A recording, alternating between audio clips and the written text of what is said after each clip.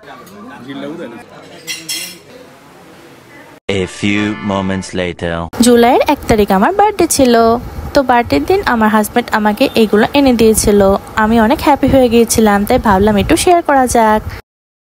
আমার বার্থডে সোমবার থাকাতে আমরা সেদিন আর কোথাও ঘুরতে যাইনি। তো এরপর নেক্সট শুক্রবার জুলাইয়ের 5 তারিখ আমরা বের হয়েছিলাম বাইরে যাওয়ার জন্য। এই গিফটটা আমার হাজব্যান্ড দিয়েছিল আমাকে। কোর্স অনেক বেশি ট্রেন্ডি। আমার হাজব্যান্ড আমাকে বার্থডে উপলক্ষে এই ড্রেসটি গিফট করেছিল, আর সাথে এই ব্যাগটাও আমাকে কিনে দিয়েছিল। তো আমরা রেডি হয়ে বেরিয়ে পড়লাম।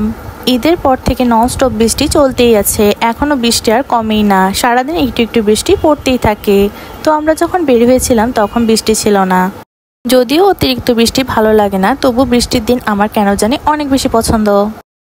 এরপর আমরা চলে যাই ময়মনসিংহের শাহিন্দা রেস্টুরেন্টে।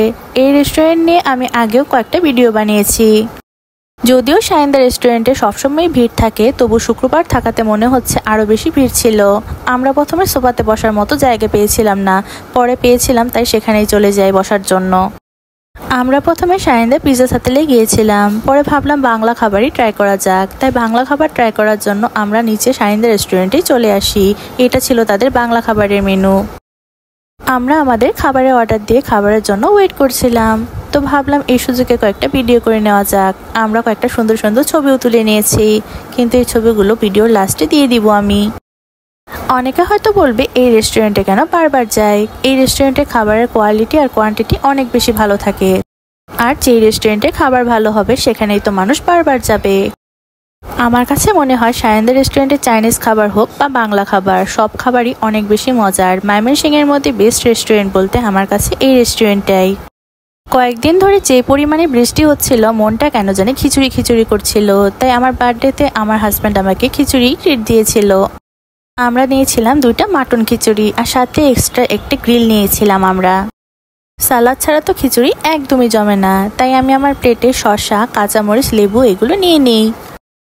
খিচুড়ি খাওয়ার সময় হালকা করে লেবু চিপে নিয়ে তাতে যদি খিচুড়িটা ভালোভাবে ডলে ডলে মাখা হয়, আর তার সাথে খিচুড়ি আর লেবু মিলে যে একটি সুন্দর গন্ধ বের হয়, আহা, সেই গন্ধেই মনে হয় খাওয়ার প্রতি ইচ্ছাটা আরও বেড়ে যায়। তার সাথে যদি ঝালঝাল কাঁচামরিচ ভালো করে ডলে নিয়ে তার সাথে নরম নরম খাসির মাংস, সাথে খাসির মাংস ঝোল একসাথে ভালোভাবে মিশিয়ে একটি বাইট বানিয়ে মুখে দেওয়া যায়, এক কথায় জাস্ট ওয়াও লাগে। খিচুড়ির সাথে গ্রিলের কম্বিনেশনটা অদ্ভুত মনে হলেও আমার কাছে বেশ লেগেছে। আপনারা ট্রাই করে দেখবেন, অনেক বেশি মজা লাগে। খিচুড়িটা যে কত মজা ছিল তা আমার এক্সপ্রেশন দেখেই বোঝা যাচ্ছে। খাবারটা এতই মজা ছিল, আমি জাস্ট চুপচাপ খেয়েই যাচ্ছিলাম। খিচুড়িটা শুধু শুধু খেতে অনেক বেশি মজা লাগছিল, কিন্তু খাসির মাংসটা অনেক বেশি ফ্রেশ ছিল। মাংসের পিসটাও ভালোই বড় ছিল, আর যে গ্রেভিটা ছিল সেটাও খেতে অনেক বেশি মজা লাগছিল। খাবারটা এতই বেশি লোভনীয় লাগছে যে আমার ভিডিওতে ভয়েস ওভার দেওয়ার সময়ও মুখে জল চলে আসছে।